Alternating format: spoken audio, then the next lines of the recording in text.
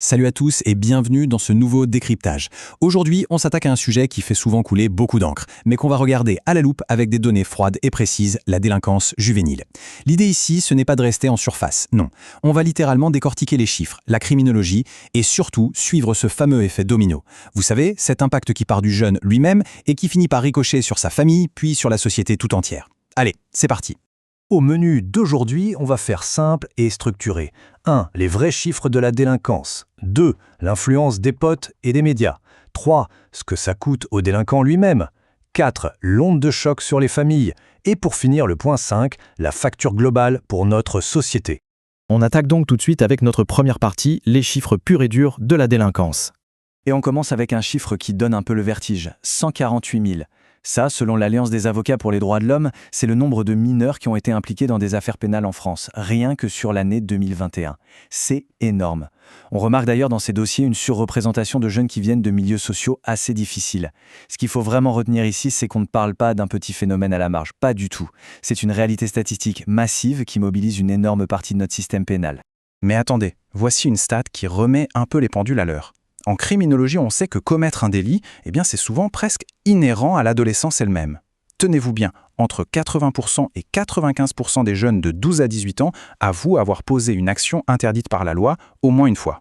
C'est fou, non? L'adolescence, c'est cette période charnière, pleine de bouleversements physiques et émotionnels, où l'on cherche l'adrénaline, où on teste les limites, et souvent, ces actes sont commis sans vraiment réaliser la gravité de ce qui se passe. Maintenant, si on regarde d'un peu plus près ce qu'ils font exactement, c'est hyper parlant. Les vols et les recels trustent la première place avec 25%. Juste derrière, et c'est un point majeur souligné par la Mildeca et l'Observatoire français des drogues, on a les affaires de stupes à 17%, avec évidemment une grosse part liée à l'usage et au trafic de cannabis.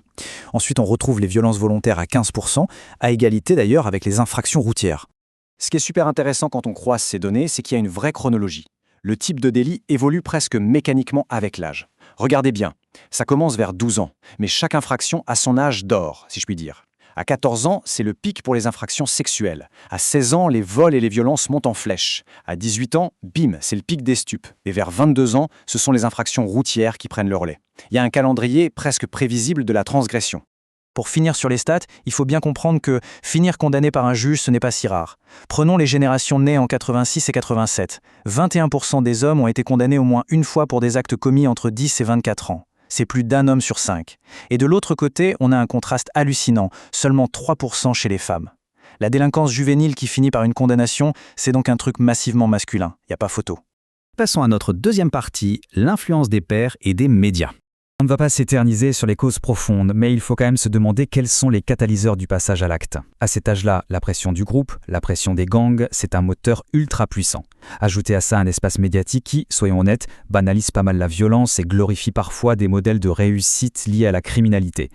Quand vous mélangez ça avec une situation de précarité ou des conflits à la maison, vous avez le terreau parfait. On parle de jeunes qui vivent dans le présentisme, dans l'immédiateté et qui sont littéralement incapables d'évaluer les risques à long terme. Ce qui nous amène logiquement à la troisième partie, et c'est là que la spirale commence. Les conséquences pour le délinquant lui-même.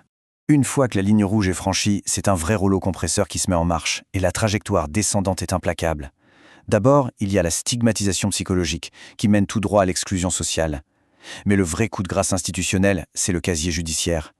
Face à une législation qui se durcit en permanence, avec des sanctions toujours plus sévères, avoir un casier quand on est tout jeune, c'est se prendre un mur en béton armé.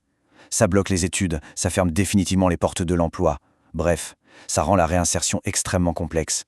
Et ça illustre parfaitement cette citation hyper importante des experts. La délinquance chronique résulte de la superposition de la précocité, de la fréquence, de la durée et de la variété.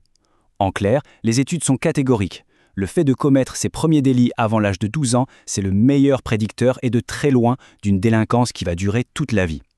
Plus l'entrée dans la délinquance est précoce, plus les actes deviendront fréquents et diversifiés. Et c'est exactement ce qu'on appelle l'aggravation.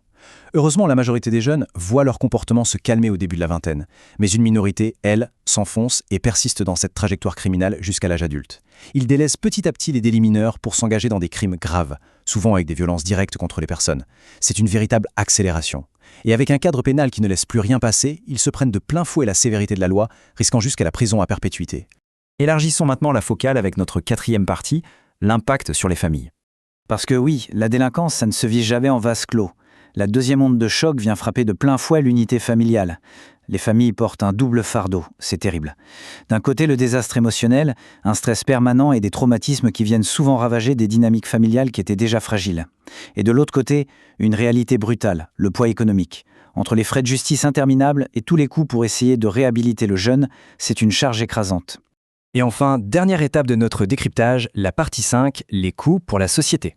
Quand on dézoome complètement, on réalise que l'addition globale pour la société est tout simplement colossale. Chaque délit déclenche une avalanche de frais. Le déploiement de la police, le travail de la justice, les coûts de détention, les programmes de réinsertion. Ça représente une charge monstrueuse pour l'État. Mais au-delà de l'argent, la société paie le prix fort sur le terrain de la sécurité publique. Les données nous montrent l'ampleur des dégâts.